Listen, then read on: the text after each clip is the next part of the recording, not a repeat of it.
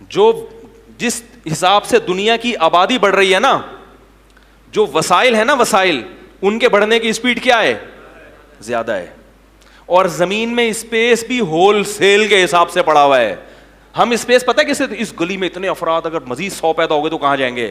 ابے بھائی یہ آدم علیہ السلام نے جس محلے میں گھر بنایا تھا, وہ بھی یہ سوچتے کہ یار میرے 2 بچے, ابھی 4 بچے, یہ جب 5 ارب ہو جائیں گے کہاں جائیں گے؟ تو اس وقت کہیں گے بھائی اس وقت 100 ملک بن چکے ہوں گے, یہ آبادی پھیلے گی, پھٹے گی, یہ آبادی دور دور جائے گی. تو ایسے ہی کراچی جیسے 1000 شہر اور آباد ہو جائیں گے, لاہور جیسے 20-25 شہر. دنیا میں جگہ بسنے کے لیے کم نہیں ہے. ہم لوگ چونکہ ایسے ایریاز میں رہتے ہیں نا, تو ہم کہتے ہیں یار اتنے کھارا در میں اتنے لٹکے ہوئے ہیں, کہاں جائیں گے؟ ابے یہاں تھوڑی لٹکتے رہیں گے. جیسے ان کے ماں باپ کہیں اور رہتے تھے, بچے یہاں آ کے کیا ہو گئے, لٹکنا شروع ہو گئے, تو ایسے ہی ان کی نسلیں اور کھارا در وجود میں آئیں گے, اور لیاری بنیں گے بہت سارے ابھی. تو اللہ کی زمین رہنے کے لیے کام نہیں ہے, بہت بڑی زمین ہے. اس کی باقاعدہ کیلکولیشن میں نے اپنی کتاب, ایک دفعہ میں نے اس پہ ایک وہ پریزنٹیشن پیش کی تھی کہ کیلکولیشن کے حساب سے ایک انسان کو, اگر زمین میں انسانوں کو پھیلا دیا جائے تو کتنی بڑی بڑی زمینیں ایک ایک انسان کے حق میں آ رہی ہیں. تو اللہ تعالیٰ اتنا غافل نہیں ہے کہ اس نے انسانوں کا ایک سسٹم تو پیدا کر دیا, لیکن اس کو پتہ ہی نہیں ہے کہ ان کو رہنے کے لیے اسپیس کتنی چاہیے تھی, ان کو پتہ ہی نہیں ہے. ایسا نہیں ہے, وہ غافل نہیں ہے. اور جو وسائل بڑھنے کی اسپیڈ ہے وہ تو گروتھ ریشو سے کئی گنا زیادہ. آپ کو پتہ ہے مالتھس ایک یہودی تھا, اس نے یہ نظریہ پیش کیا تھا تقریباً 18ویں صدی میں.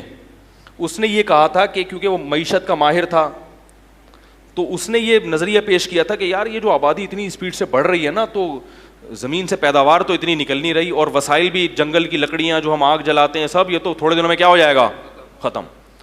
یہ بات آن دا ریکارڈ ہے کہ مالتھس نے جب یہ نظریہ پیش کیا تو پوری دنیا نے اس کو لیا اور کہا کہ یہ صحیح کیلکولیشن کر رہا تھا نا, وہ ہر چیز میں کیا کر رہا تھا, کیلکولیشن.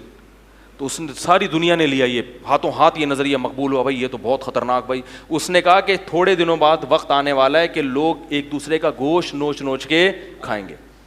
یورپ کے جو معیشت کے ماہرین ہیں, ان کی اپنی کتاب میں نے ان کے الفاظ لکھے ہیں. یہ انہوں نے کہا کہ مالتھس کا نظریہ فیل ہو گیا اور اس کی ایک پیش گوئی بھی صحیح ثابت نہیں ہوئی ہے. اس نے کہا تھا 100 سال بعد ایسا ہوگا, 200 سال گزر چکے ہیں مگر ایسا نہیں ہوا, بلکہ اس کے الٹ ہو گیا ہے. مالتھس کے دور میں انسان کو جس قسم کی خوراک مل رہی تھی اور غربت کا جو ریشو تھا, وہ ریشو کئی گنا کم ہوا ہے, اور انسان کو اعلیٰ سطح کی خوراک میسر ہے. بات ہم کہتے ہیں نا دنیا میں غریب بہت ہیں, بے شک بہت ہیں, لیکن اتنے نہیں جتنے پہلے ہوا کرتے تھے. پہلے سے غربت میں کیا آئی ہے, کمی آئی ہے. غریب بہت ہیں مگر پہلے کی نسبت کم ہیں. تو اس لیے میرے بھائی, ہم جب ممبر پہ بیٹھ کے کوئی بات کر رہے ہیں تو ہمیں پھینکو مت سمجھو. کوئی ہندو بھی کمنٹ کر رہا ہے, اس مولوی کو یہی نہیں پتا دنیا کا سب سے بڑا مسئلہ کیا ہے, آبادی. اب میں آپ کو بتاتا ہوں آبادی بڑھنے سے ہوتا کیا ہے. انسان کی کبھی بھی ایسے کیلکولیشن نہیں ہو سکتی اتنے کروڑ ہو گئے, کسی ملک میں 20 کروڑ ہو گئے, 30 کروڑ ہو گئے, اس سے کبھی کسی ملک کی آبادی کا اندازہ نہیں ہوگا کہ اس کو مزید آبادی کی ضرورت ہے یا نہیں. کسی ملک کے طاقتور ہونے کا پتہ اس سے نہیں چلتا کہ اس کی آبادی کم ہے یا زیادہ. پتہ ایسے چلتا ہے کہ اس میں جوانوں کا ریشو بوڑھوں سے زیادہ ہے یا نہیں ہے. ایک گھر میں 20 افراد رہتے ہیں, وہ جوان ہیں, اور ایک ماں باپ ہیں. یہ گھر زیادہ خوشحال ہوگا, حالانکہ افراد کتنے, 22. کتنے افراد ہیں, 22. اور ایک گھر میں 4 افراد ہیں, آبادی کتنی ہے اس گھر کی, 4, مگر وہ چاروں کیا ہیں, بوڑھے ہیں. تو معاشی ترقی کس گھر میں ہوگی, 22 میں. اب کوئی بیوقوف بولے اس گھر میں 22 لوگ ہیں, اف 22 کے وسائل کہاں سے آئیں گے, اف اف توبہ توبہ, اس میں تو اولاد پیدا ہی نہیں ہونی چاہیے. اور وہ 4 ہیں, ان کو بولے یار تم تو اسپیڈ کیا ہو بڑھاؤ, اور تم تو کروڑ پتی ہو. وہ کہیں گے بھائی ہم بوڑھے ہیں اور اس میں کیا ہیں, جوان ہیں. تو جوانوں کا ریشو کیوں, اس لیے کہ جوان آدمی میں ارننگ کی صلاحیت, اس کو 2 ہاتھ اللہ جو دیتے ہیں نا, اس 2 ہاتھ سے 10 کے پیٹ بھرنے کی اللہ نے اس میں طاقت رکھی ہے. لہذا جب 20 آدمیوں کی ارننگ گھر میں آئے گی تو وہ اس گھر میں 100 افراد کے راشن کی طاقت ہوگی. آپ نے عمران خان کی تقریروں میں کئی بار سنا ہوگا کہ پاکستان میں اتنے فیصد جوان ہیں, سنا ہوگا نا. اتنے فیصد جوان ہیں، اتنے فیصد جوان ہیں. تو جوانوں کا پرسنٹیج جب ہی بڑھتا ہے جب آپ کا گروتھ ریشو زیادہ ہو. سمجھ میں نہیں آ رہی میرا خیال ہے. تو خود بخود جوان لوگوں کا پرسنٹیج کیا ہو جائے گا؟ بڑھ جائے گا. کیونکہ بچپنا بہت جلدی ختم ہو جاتا ہے, بڑھاپے ختم ہونے میں بہت ٹائم لگتا ہے.